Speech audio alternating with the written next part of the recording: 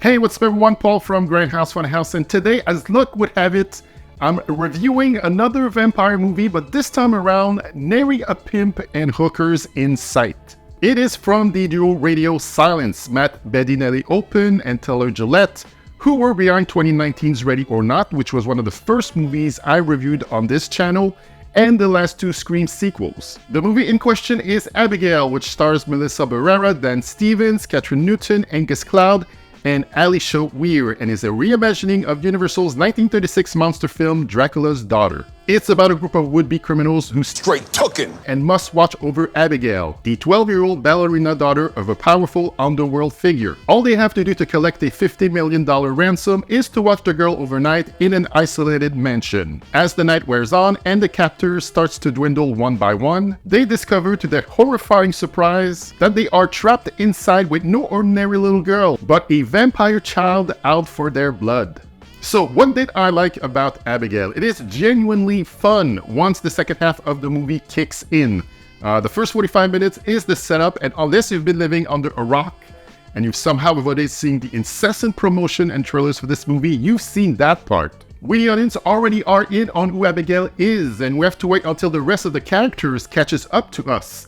Someone who has no idea whatsoever what the movie is about and is dragged by a friend to go see it, and does not watch my review or anyone else's, will obviously get more enjoyment out of the first half of the movie. I mean, I get it, it's the hook, it's what sells the movie, but at the same time, going in blind, not knowing anything of the twist, would have had more of an impact. There are still a few twists and turns, characters switching allegiance with one another throughout their ordeal for survival. You'll find out what the reasons were, why these particular criminals were chosen for this kidnapping mission. A fun way the script gave us a hint of what they are at first, because they don't know each other's names or backstories as to keep it safe for everyone involved. But there's a cool scene with Melissa Barrera's character Joey, where her particular set of skills is that she can read people and figure out who they are in real life or close to it, which is a clever way for the movie to give us some of that sweet exposition. For me, as I watched Abigail, it was more about the execution, especially for a vampire movie, which there's been a fuck ton of over the many decades cinema exists. And on that front, it is a fun vampire romp. I do love movies where most of its action is set in one location. Radio Silence clearly have a thing for dark mansion settings. It's basically the flip side of Ready or Not, where Samara Weaving's character was trying to escape from her fiancé's wealthy family and their murderous wedding night ritual.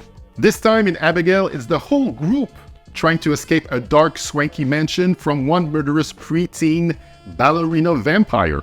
Speaking of her, Alisha Weir, who plays Abigail, that kid's got a great future in front of her. She can switch it on a dime from a sweet, innocent 12-year-old to a vicious, blood-sucking vampire without breaking a sweat. Other standouts for me were Melissa Barrera, who seems to be excelling in final girl roles in the revamped Scream movies. I thought she was just okay, but here she does shine a bit more at playing a druggie with a son we only see from pictures.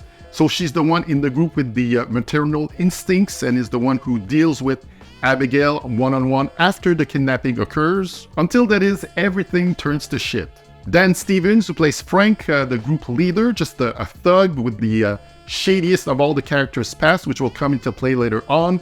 Has he never not been good? From the first time I saw him 2014's The Guest to now, dude's an all-star. The standout for me though was Canadian actor Kevin Durand playing the Muscles, a Québécois from Montreal, which got a chuckle out of us in the audience. Most likely a nod to us, since Radio Silence did film Scream 6 in our city and the world premiere Ready or Not at the Fantasia Film Festival, which I was there for. His character is not the sharpest tool in the shed, but the man does have heart.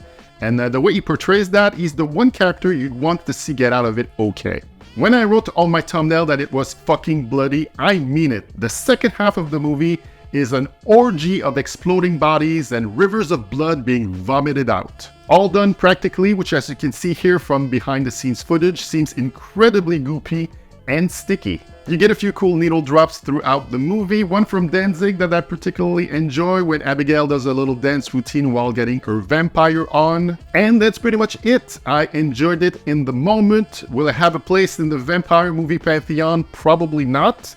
But if you want some laughs, want to be grossed out a few times, and enjoy a group of actors playing distinct characters meshing well with each other, you'll get all of that. So that was my review for Abigail.